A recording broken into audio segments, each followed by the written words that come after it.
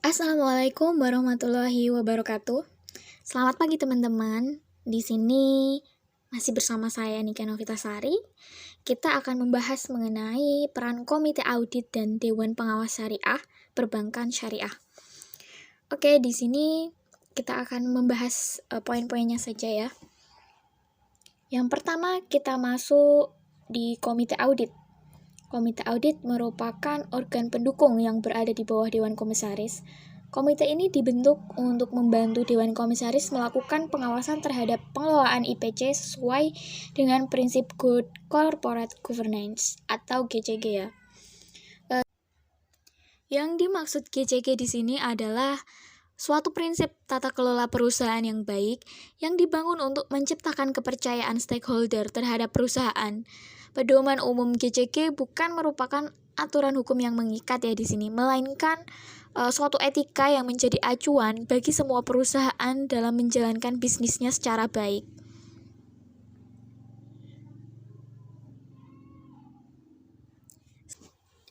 Di sini kita masuk ke tugas dan tanggung jawab dari Komite Audit.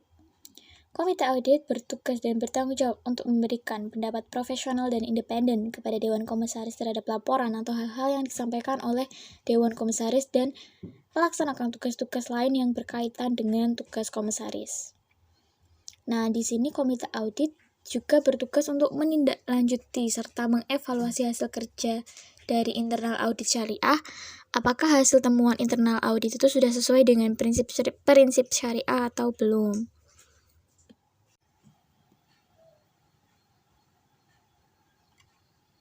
Nah, selanjutnya kita masuk ke dasar hukum pembentukan dari Komite Audit ya. Di sini yang pertama ada Peraturan Otoritas Jasa Keuangan atau POJK nomor 55 garing POJK 03 garing 2016 tentang penerapan tata kelola bagi bank umum.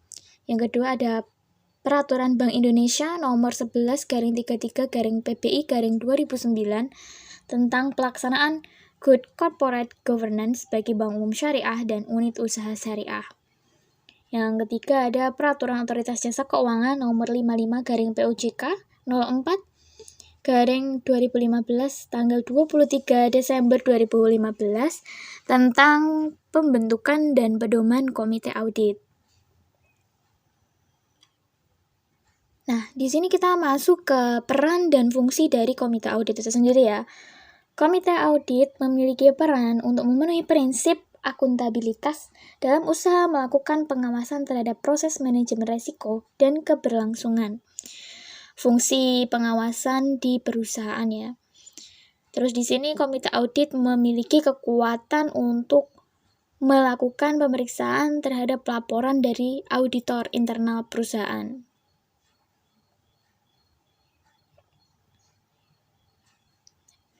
Independensi Komite Audit. Sesuai dengan piagam Komite Audit, komite menjalankan tugas dan tanggung jawab secara profesional dan independen. Artinya di sini independen berdiri sendiri ya, tanpa berpihak ke pihak manapun. Nah, komite mendukung Dewan Komisaris dalam melakukan evaluasi dan pengawasan tentang proses pelaporan keuangan, proses audit internal dan eksternal, serta praktek dari GCG ya, atau Good Corporate Governance, berjalan dengan baik dan sesuai prosedur. Nah, di sini Komite Audit ya dalam menghasilkan laporan keuangan yang berkualitas juga dibantu oleh DPS atau Dewan Pengawas Syariah. Di sini kita masuk ke Dewan Pengawas Syariah ya. Pengertian Dewan Pengawas Syariah adalah suatu badan yang bertugas mengawasi pelaksanaan keputusan DSN di lembaga keuangan syariah. DPS diangkat dan diberhentikan di lembaga keuangan syariah melalui RUPS setelah mendapat rekomendasi dari DSN. DPS ini merupakan lembaga perwakilan DSN yang ditempatkan di lembaga ekonomi atau di industri keuangan syariah. Sesuai keputusan DSN MUI nomor 2 tahun 2000 yaitu tentang tugas DPS. Nah, di sini ada beberapa tugas dari DPS ya. Yang pertama memberikan nasihat dan saran kepada direksi, pimpinan usaha, pimpinan usaha syariah ya maksudnya, dan pimpinan kantor cabang lembaga keuangan syariah mengenai hal-hal yang berkaitan dengan aspek syariah. Yang kedua, melakukan pengawasan baik secara aktif maupun pasif, terutama dalam pelaksanaan fatwa DSN, serta memberikan pengarahan atau pengawasan atas produk dan jasa dan kegiatan usaha agar sesuai dengan prinsip syariah. Terus yang ketiga, merumuskan permasalahan yang memerlukan pengesahan DSN. Kita lanjut. Yang keempat ya, sebagai mediator antara lembaga keuangan syariah dengan DSN.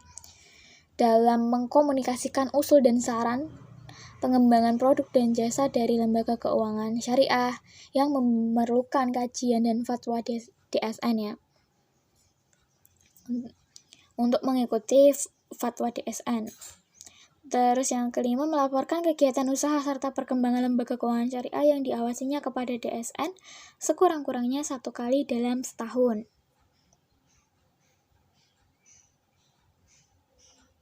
Nah, di sini sebentar. Menurut Otoritas Jasa Keuangan, fungsi pengawasan perbankan syariah dibentuk dengan memperhatikan prinsip kehati-hatian serta tata kelola yang baik. Di sini fungsi DPS ya, yang pertama adalah fungsi penasehat. Fungsi ini untuk menjamin berbagai kebijakan bisnis yang dilakukan agar tetap sesuai dengan syariat Islam. Yang kedua, Dewan ini juga berfungsi dalam proses melakukan pengembangan produk yang akan disampaikan kepada DSN untuk memperoleh fatwa. Nah, jadi DPS ini meminta fatwa ya kepada DSN untuk produk-produk baru yang belum ada fatwanya.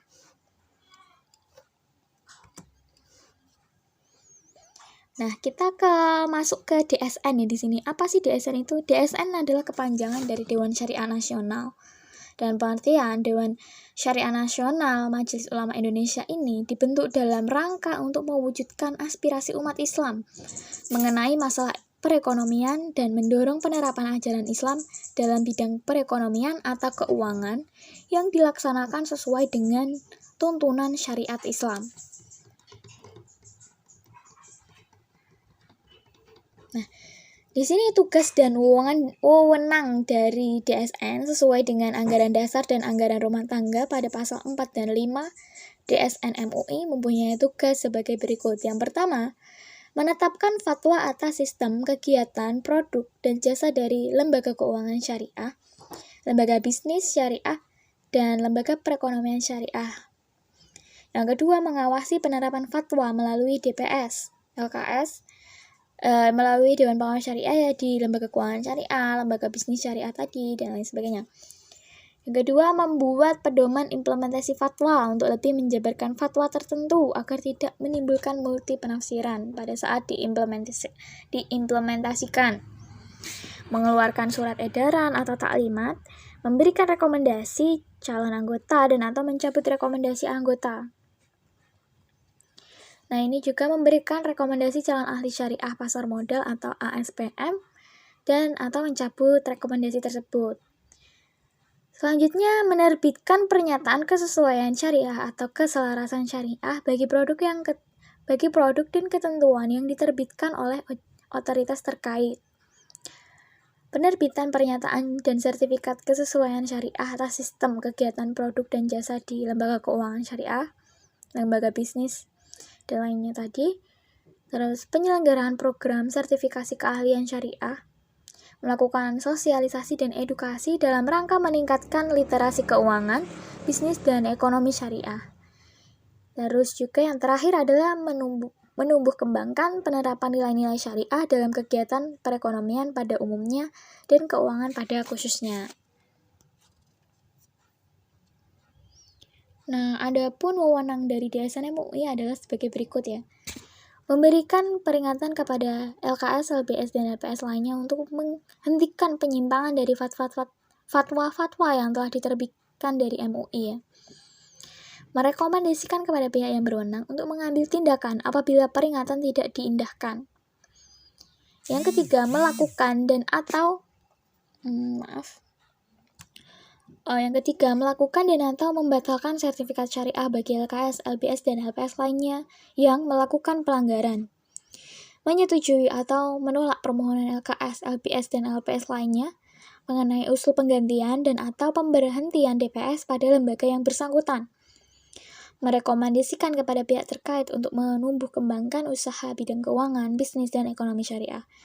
Menjalin kemitraan dan kerjasama dengan berbagai pihak, baik dalam maupun luar negeri untuk menumbuh kembangkan usaha bidang keuangan, bisnis, dan ekonomi syariah. Baik, terima kasih. Hanya ini yang dapat saya sampaikan. Semoga bisa dipahami oleh teman-teman. Sekian, apabila ada salah kata atau pengucapan, saya mohon maaf yang sebesar-besarnya. Wabillahi taufiq wal hidayah. Wassalamualaikum warahmatullahi wabarakatuh.